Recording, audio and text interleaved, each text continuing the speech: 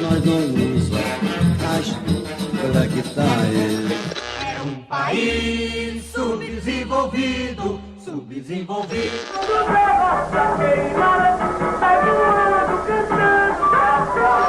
Os Yankes com seus tanques.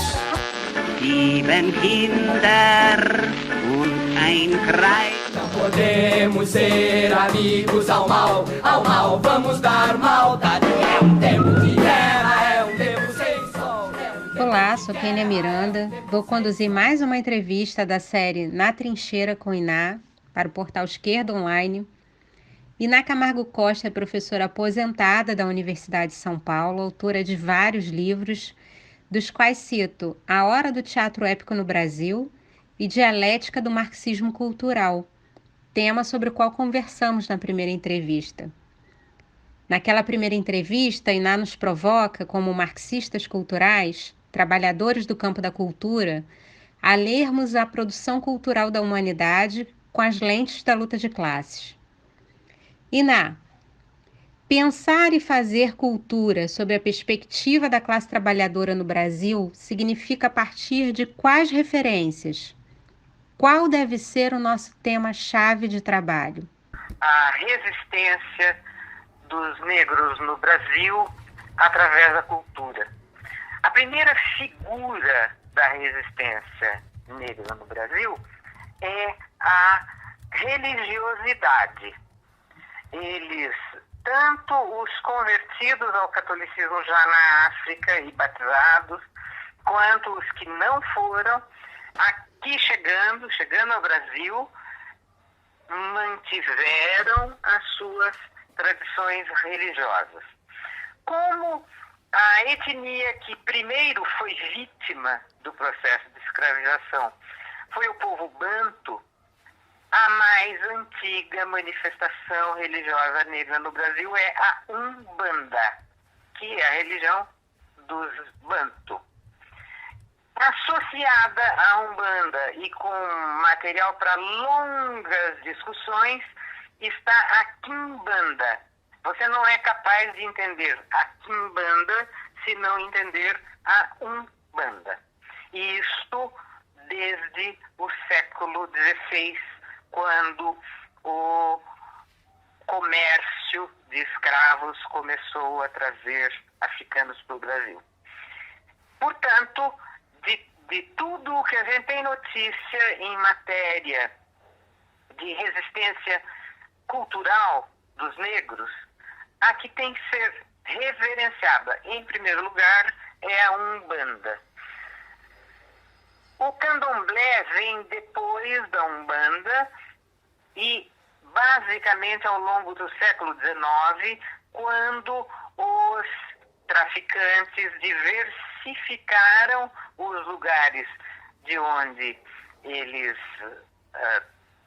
apresavam seres humanos e na região do Golfo do Benin começaram a traficar os povos Iorubá, Queto e outros.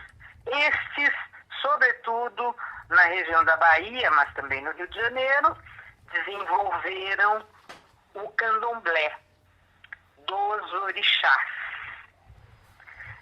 Por razões históricas que eu mesma não sou capaz de reconstituir, o assunto do candomblé e dos orixás acabou tomando conta do repertório e o repertório da Umbanda ficou em segundo plano.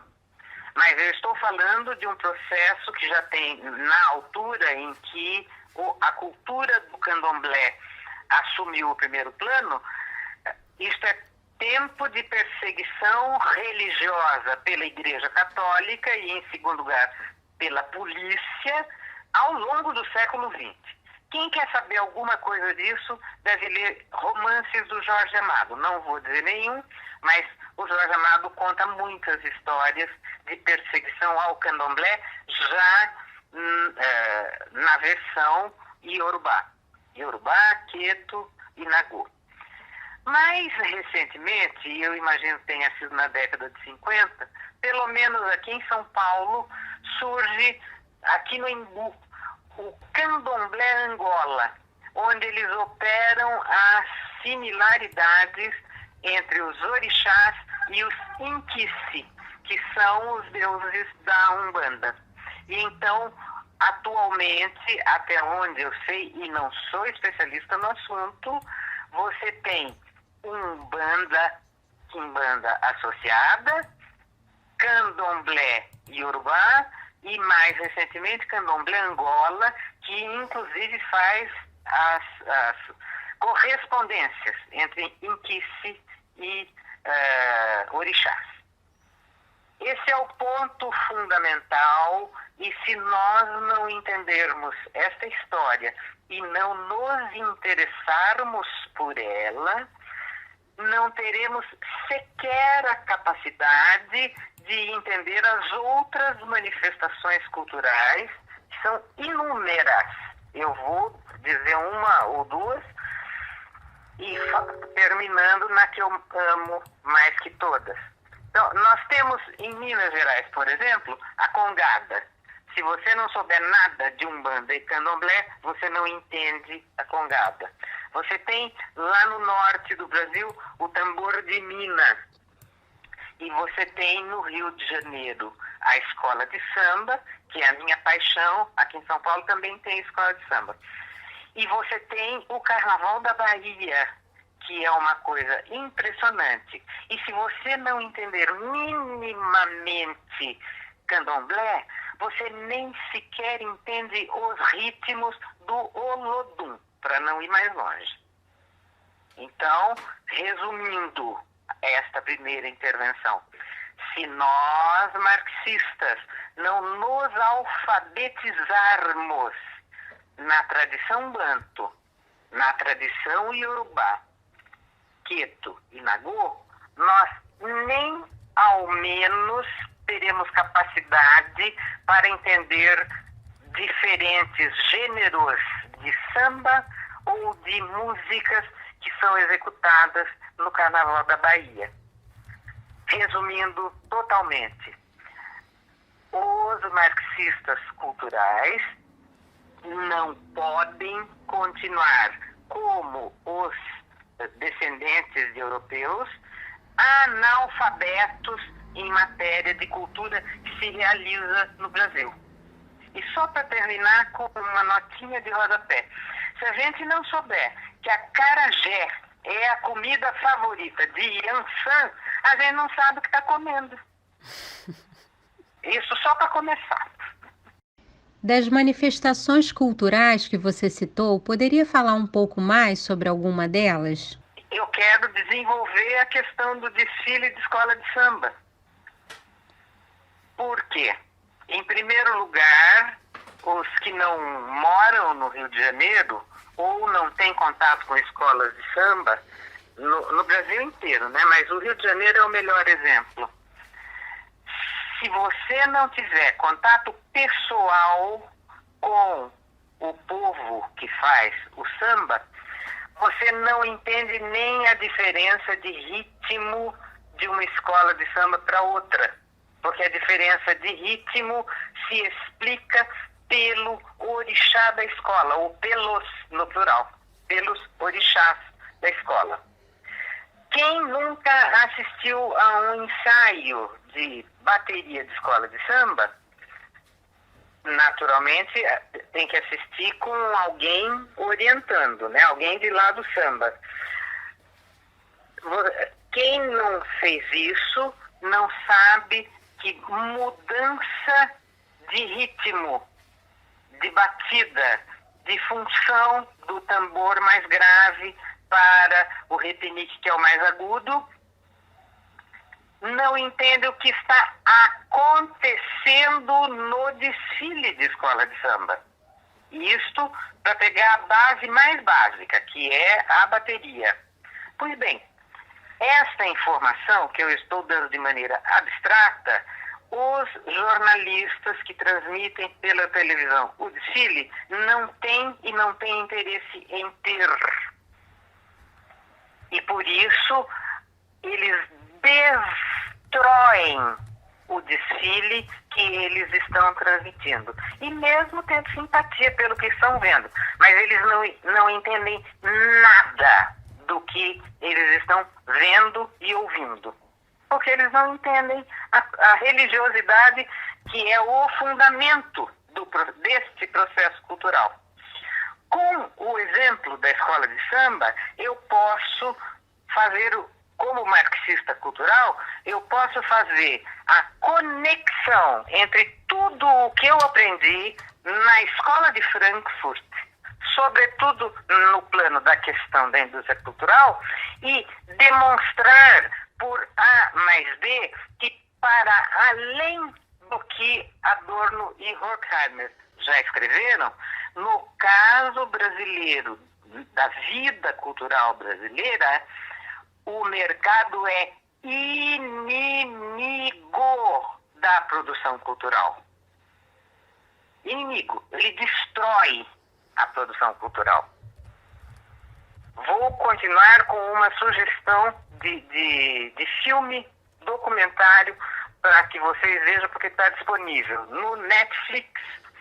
Chama-se Axé, o canto de um povo e de um lugar. A parte divertida, estou ilustrando um trabalho que marxista cultural pode fazer agora. A parte divertida do documentário é que o cineasta adota de maneira ortodoxa o ponto de vista do mercado. Então, naturalmente, o eixo da história que ele conta leva em consideração os que venderam discos em proporções astronômicas. A saber, Luiz Caldas na década de 80, Daniela Mercury no começo dos 90 e Ivete Sangalo mais recentemente. Então, esses são os eixos.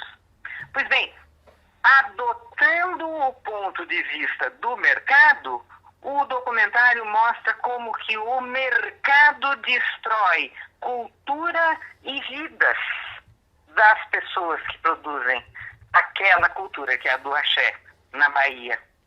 E, naturalmente, como ele é adepto do mercado, estou falando do cineasta, hein? Que tem total simpatia pelo processo. Ele mesmo não sabe o que está mostrando.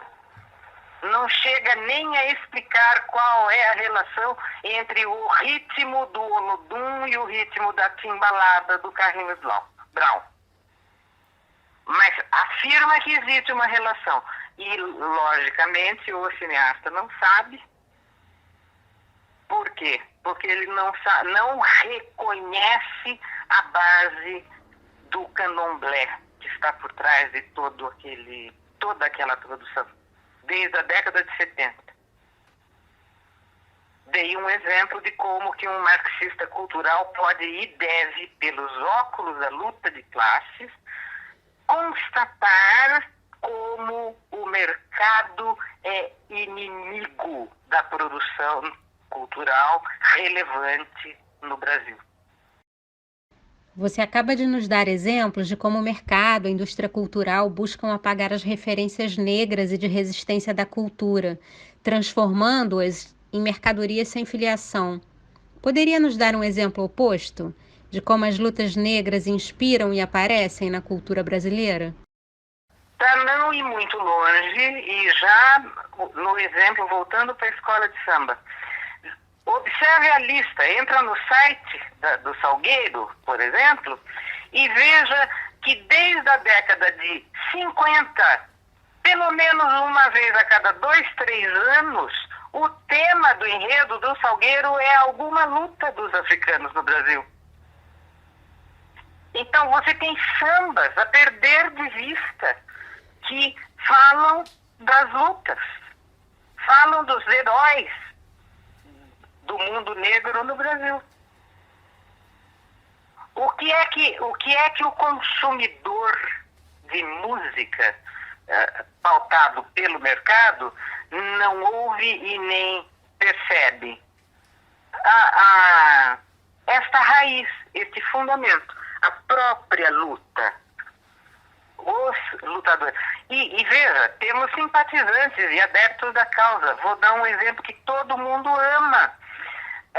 João Bosco e Aldir Blanc, o mestre Sala dos Mares, cantando a luta do João Cândido, o almirante negro, que resistiu, liderou a revolta da Chibata no início do século XX.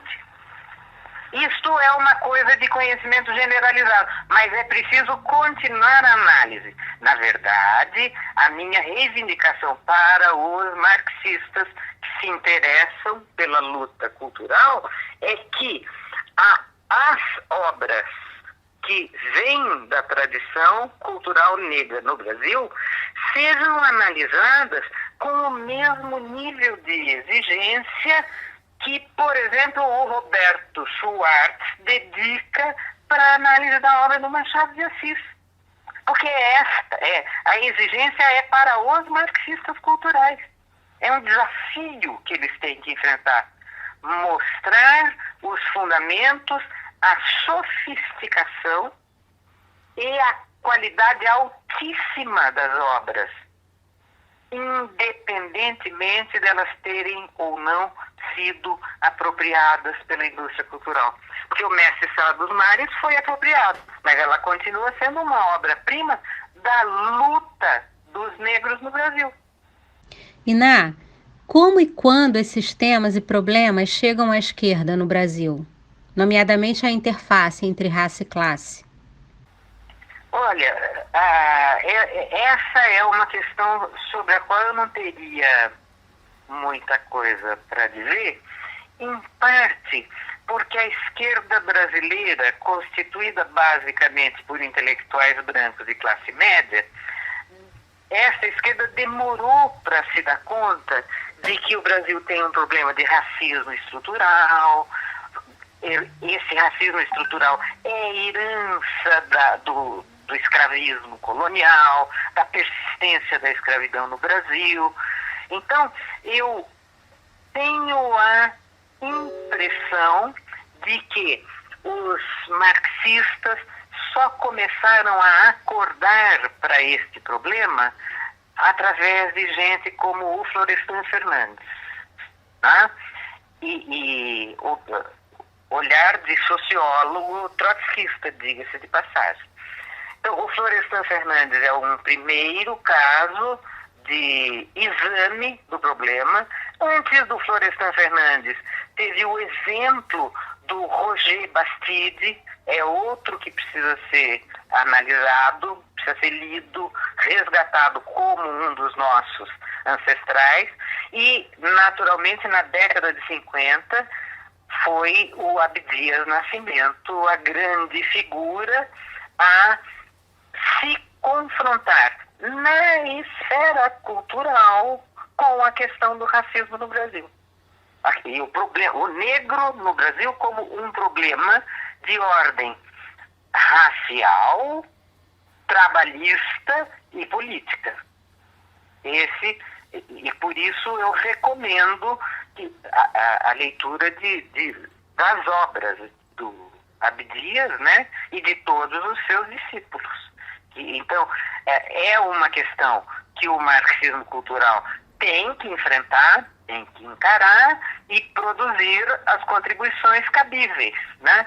A nossa sorte é que hoje, na atual conjuntura, nós temos inclusive os companheiros negros que já estão neste jogo, né? Eu gosto de lembrar, por exemplo, o caso do Silvio Almeida, que é um maravilhoso analista do racismo estrutural do Brasil.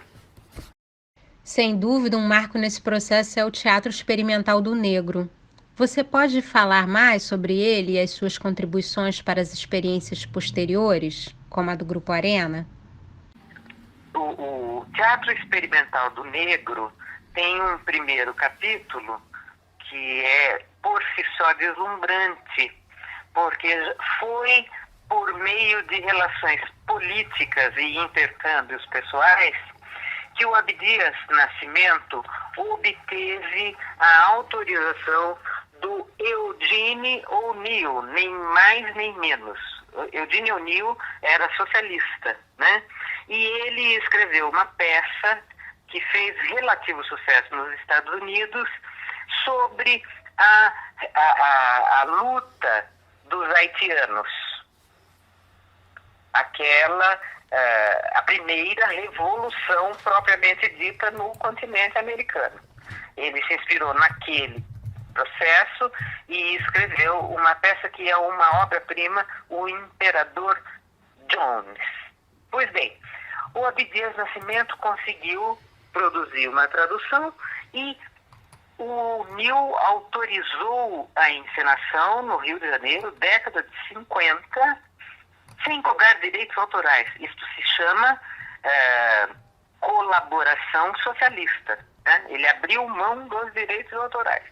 E o Abdias ensinou esta peça. Então, para mim, isso já é, por si só, um marco, porque já de saída coloca a luta pelo direito dos negros, fazer teatro e tratar do seu assunto em cena, em aliança com um dos maiores dramaturgos dos Estados Unidos. Isto, para mim, é um acontecimento que tem que ser celebrado sempre que possível. Se alguém pegar a data da estreia da peça, deveria colocar esse dia como marco na luta negra no Brasil por emancipação social, econômica, política e cultural. Esse é o primeiro capítulo.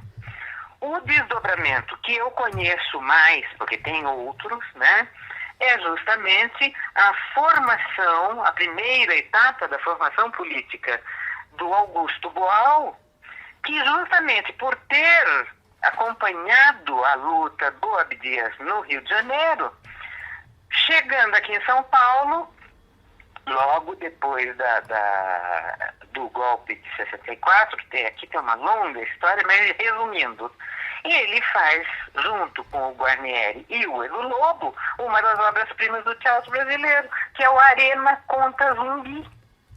Arena contra Zumbi é a luta do Quilombo dos Palmares, que é, na tradição negra, agora da memória cultural, que não deixa perder o lado da luta também, porque Quilombo era luta, você tinha religião para resistir, e Quilombo para fugir e se reorganizar numa sociedade alternativa à da escravidão, né? Pois bem, em 1967, nós temos Arena contra Zumbi no teatro brasileiro. E aqui também tem um dado histórico, porque é a primeira vez que o teatro no Brasil, teatro convencional, no registro comercial, mercado e tal, trata de um assunto dessa natureza. Isto também não é pouca coisa.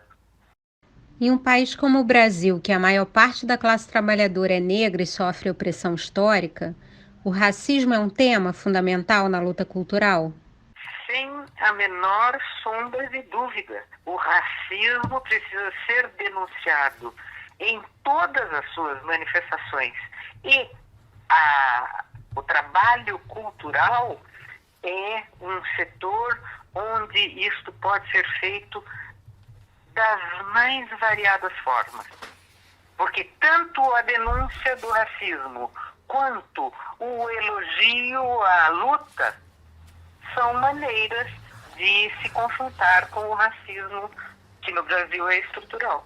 E veja, isso interessa tanto para os negros, propriamente, quanto para os mestiços, como é o meu caso, eu me incluo entre mestiços, né? Quanto para brancos, digamos descendentes de italiano aqui em São Paulo. Se você é trabalhador, você tem interesse por esta luta em todas as suas figuras, incluindo a da denúncia do racismo. E é bom lembrar que no caso de São Paulo, você não tem racismo só contra negro, embora ele seja o mais grave e o mais sério. Aqui em São Paulo você tem racismo ou preconceito contra imigrantes de um modo geral, italianos, japoneses, chineses. Chama xenofobia isso. Agora, Veja o ridículo, e é ele que precisa ser denunciado. O ridículo da xenofobia no Brasil. Um país que foi construído à custa do genocídio dos nativos. Então, um país em que ninguém é nativo, a não ser como descendente remoto, você ser xenófobo é ser um ridículo desde o começo, né? Pois bem, isso é assunto para comédia. O teatro pode e deve tratar disso. O humor também deve enfrentar isso. Então, enfrentar o racismo em todas as suas modalidades, sobretudo ridicularizando os racistas. Você trouxe 2 experiências históricas do teatro, tanto Abdias do Nascimento como o Boal, né, com a Arena Conta Zumbi. Você poderia... O Boal como discípulo do Abdias Nascimento. Você poderia falar do teatro hoje, do teatro negro hoje? Não posso. Aliás, eu não posso falar sobre nenhum teatro hoje, porque em 2012, quando eu completei 60 anos, eu me afastei da vida pública. Então eu não vejo mais, eu não sei o que estão fazendo, mas tenho notícias. Por exemplo, no ano passado, 19 ou 18, não tenho certeza, um dos meninos aqui em São Paulo, ligado a um grupo de teatro negro, fez uma adaptação da Gota d'Água do Chico Buarque de Holanda, que se chamou Gota d'Água Preta. Foi um dos mais importantes acontecimentos do teatro de São Paulo. E é só você lembrar do que é Gota d'Água e imagine Gota d'Água com um elenco totalmente negro. Então eu sei que as coisas estão acontecendo, mas já não é mais minha condição acompanhar e comentar.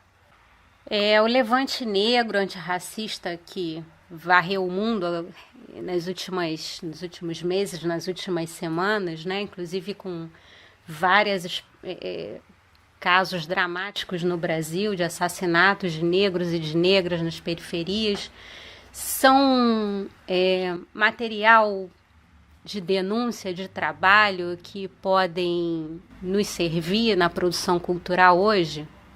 Não tenho a menor dúvida. Claro, o assassinato do George Floyd é uma referência que ficou histórica pelo que desencadeou lá nos Estados Unidos e ainda ficando nos Estados Unidos, aquela luta que está sendo travada, especialmente nos Estados do Sul, contra a herança do escravismo, os símbolos do exército dos escravistas, né, da Confederação, que promoveu a Guerra de Secessão em defesa da escravidão. Esta luta continua tão atual quanto no século XIX, né, quando aconteceu a Guerra de Secessão. Portanto, toda luta pautada pela, vamos dizer assim, pela variedade das manifestações do racismo. Porque eu acho que um assassinato como o do George Floyd é uma das manifestações mais extremas do racismo nos Estados Unidos. Mas no Brasil, um assassinato como aquele é rotina. Olhar para este fenômeno e denunciá-lo é assunto tanto da luta política propriamente dita, quanto da luta cultural. Esse tipo de coisa tem que parar de acontecer. E os temas são os mais diversos, né? Desde a encenação propriamente dita daquele crime lá em Minneapolis. Não pode deixar esquecer. E precisa mostrar que no Brasil o que aconteceu em Minneapolis com George Floyd é rotina. Obrigada, Iná, por mais esta conversa instigante pelo telefone. Aproveito para convidar nossos ouvintes a participarem da campanha de financiamento coletivo no site, que é o benfeitoria.com/esquerda online recorrente, como forma de fortalecer este projeto de mídia independente de esquerda. E fica o convite para o 3º episódio da série Na Trincheira com Iná. Até lá! Então, ficamos combinadas para uma próxima conversa e a luta continua, companheira. Ei, gente, tem rei no açoite? Tem rei. Tem rei lutando? Tem rei. Tem negro apanhando? Tem lei. Tem gente brigando? Epa, rei meu pai. É Zambi? Zambi no açoite. O número de mortos na campanha de Palmares, que durou cerca de um século, é insignificante diante do número de mortos que se avoluma ano a ano na campanha incessante dos que lutam pela liberdade. Ao contar Zumbi, prestamos uma homenagem a todos aqueles que, através dos tempos, dignificam o ser humano, empenhados na conquista de uma terra da amizade, onde o homem ajude o homem.